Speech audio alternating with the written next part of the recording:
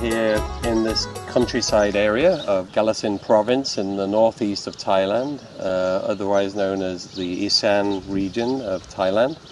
And we're here with about 40 students, and half of those students are from Khon Kaen University, half of the students are from the National University of Singapore. The main aim in this country area is to get students interested in doing field work, focusing on a particular life cycle of a very important parasite called Opisthochus viverrini. The students are looking at how that life cycle relates to different geographies. The life cycle of Opisthochus viverrini is connected with a major public health issue in the Mekong region. The parasite itself is known as one of 3 parasites that are carcinogenic and can cause fatal bile duct and liver cancer.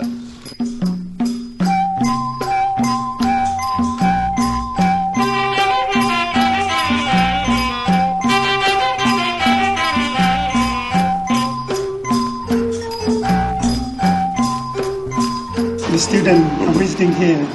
I think they should know this is Khon Kaen has been named as the capital city for liver fluke and cholangiocarcinoma, because this is the hotspot of the disease in the past and still continue until now. So I think by being here in the northeast and you see the natural environment, the geography, this is very suitable for the disease transmission, especially the liver fluke of Opisthochus. One of the very important things what the students should know is that not only the culture of the people, the way of living, but the environmental conditions, especially the soil condition, the percent of salt, sanitation, that help to promote the growth and spreading of the Bithynia snails, the freshwater snail. So in fact, Bithynia snail colonized the whole northeast of Thailand. And with the Bithynia snail, important control point in the life cycle, then they can spread and keep the disease spread to complete the cycles. And in fact, our way of agriculture has helped the snail to come up each year, in addition to the seasonal variations. All the students here are doing research on different aspects of this life cycle. And some students are literally collecting Bithynia snail, which is related to the parasite, and other students are focusing on fish, which relates to the second part of the life cycle, which is when the Opisthochus viverrini free-flowing cercaria can enter into the body of the fish. And so a lot of people in Isan still eat raw fish or semi-cooked fish or fermented fish. So actually, in a way, we're looking at the interactions between people's lives and livelihoods and what they eat, and a kind of a real ecological and health issue. The liver fluke life cycle involves 2 intermediate hosts. The first intermediate host is Bithynia snail. The second intermediate host is cyprinian fish. So important part is to know where the snail distributions are and whether they are infected or not. And perhaps more important is that whether these snails are closer to fish, because that means that spatial proximity will increase the risk of infection.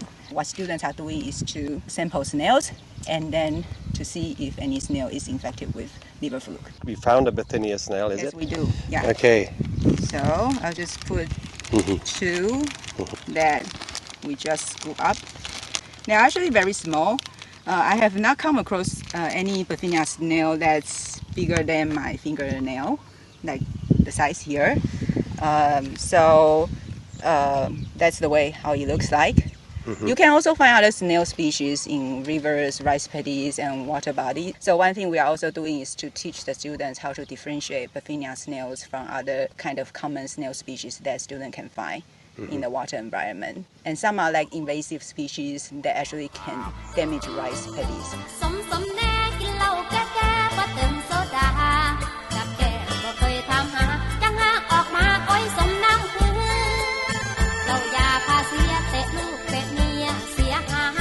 จ้าคือกันอย่าเว้าหลาย เป็นตะนายยากจะได้ลืมหลอกคนโอ้ยถึงไปกินไปก็กินแต่พอมันเฮ้ยย่ามเหล่าคนขึ้นบ่เห็นเจ้ามึนเห็นแต่เจ้าเมา You cure this and then open it and then pour in the water where you collect the snail. And then when it's 100 ml, you put this inside. The color is like brownish. Okay. So after 10 or 12 minutes, it will turn into white. When it turns into white, that means there's some sort of reaction between this thing and the water, which makes E. coli detectable after several hours of incubation or in a room temperature. It sounds like it's an issue that can't really fully be understood until you tackle the physical and human components and see how they interact with one another. Actually, the students here are really engaged in fascinating work, understanding ecology, but also then to sort of see how that relates to social life, everyday practices, the livelihoods of people living near to water bodies and paddy fields. I think our students, from different angles, are tackling this. Yeah.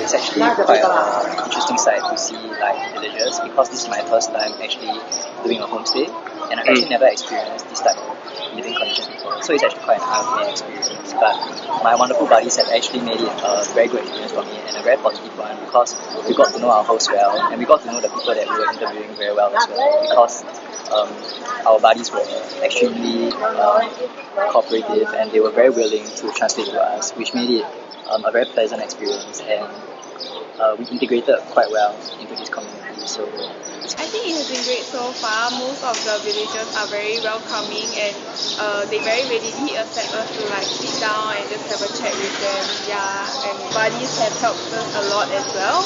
Yeah, they really help us to translate every sentence that the villagers actually said, and that was very insightful for me. Yeah. Before this, I used to think that koipa is more like a traditional practice that people do when they like have gatherings and stuff. But through the interviews, I actually find out that it's more than just traditional practice. Actually, the taste of the food affects why they eat it more than the traditional practice itself.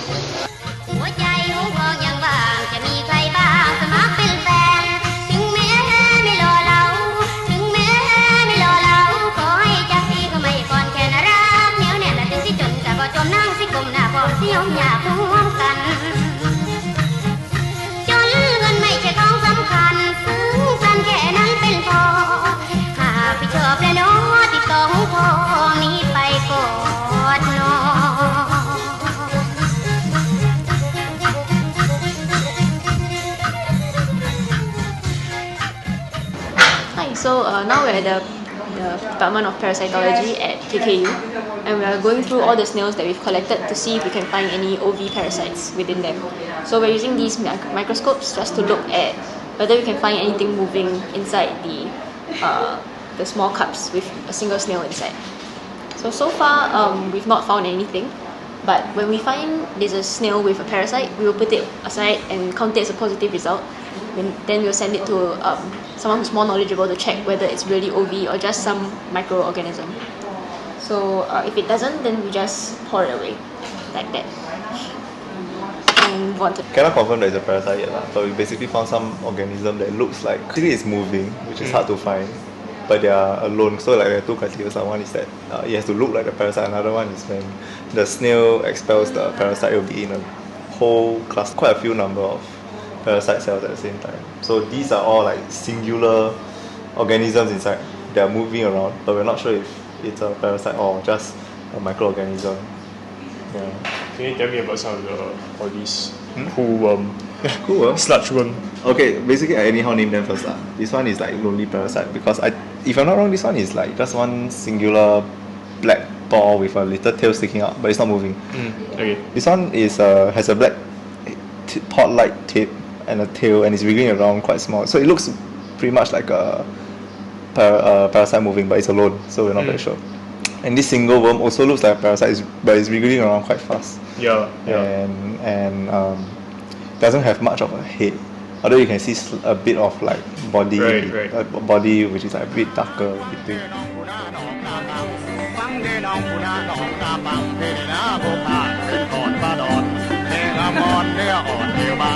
น้องโดนนางหัวใจว่างไหมเธอฉันมันเสือเด้อดาหน้าสัวผู้คือตัวที่นี่บ่มีใดฟังเพลงถึงแท้พ่อแม่พี่คนจนก็บ่เป็นคนมีหลักมักนักฝังซ่อนนอนฝันทางฟังไปแผ่นบอกคือสิบ่ได้เจ้าสาวสู่สมอมเคยอมจากลมเท้าน้ำหนูอมเคยอมจากลมเท้าน้ำหนูก็สิบ่ลุกรู้จนใจแต่บ่ได้มาดักต่อใจผมพลาโตต้อยดำ So we have here like good bees, snails.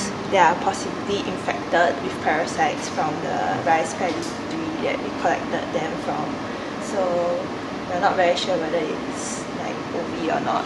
So the OV infection rate is very low, and there are almost like 20 parasites in total that can infect the Vitina snails. Yeah. So. Have you found anything so far which looks similar to the OV? No, not yet. Yeah.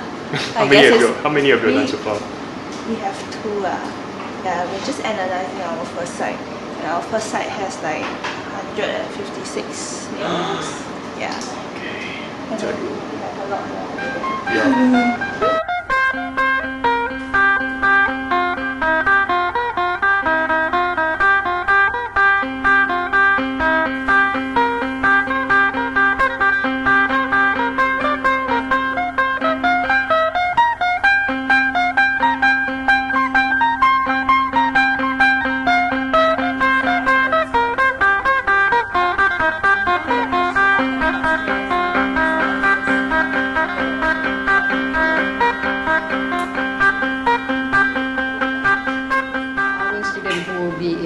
In the workplace in the future, we must ensure that they don't just learn in the classroom.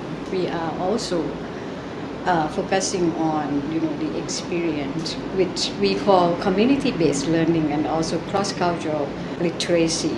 So I think this kind of program add value for the student from what we learn from the classroom. They learn from the classroom. They can also learn from this kind of activity, go into the community, working with international students who coming in, so that they are not just learning, but they also sharing and learn from also. So the student from in US, both community learning and cross-cultural learning. So I think this kind of skill cannot really,